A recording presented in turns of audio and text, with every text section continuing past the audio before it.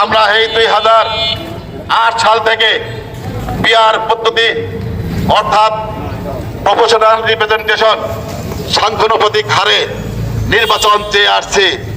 আমাদের এই দাবি বর্তমানে গণদাবিতে পরিণত হয়েছে।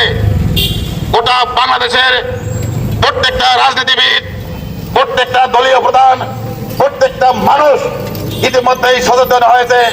পিআর ছাড়া এদেশে মানুষের মৌলিক, সামাজিক এবং ধর্মীয় অধিকার প্রতিষ্ঠা করা সম্ভব নয়। আপনারা জানেন, পিআরের মাধ্যমে প্রত্যেকটা মানুষের পক্ষে কথা বলা হবে। পিআরের মাধ্যমে প্রত্যেকটা মানুষের মতামত, প্রত্যেকটা মানুষের সমর্থন, প্রত্যেকটা মানুষের রায়ের মূল্যায়ন করা হবে। প্রত্যেকটা মানুষের পক্ষ থেকে 100% জনতার পক্ষ থেকে প্রতিনিধি থাকবে সংসদে। তাদের সুখের কথা, তাদের দুঃখের কথা, ইসলাম দেশ মানবতার কথা উপস্থাপন করবে, সংসদে সমাধান করবে।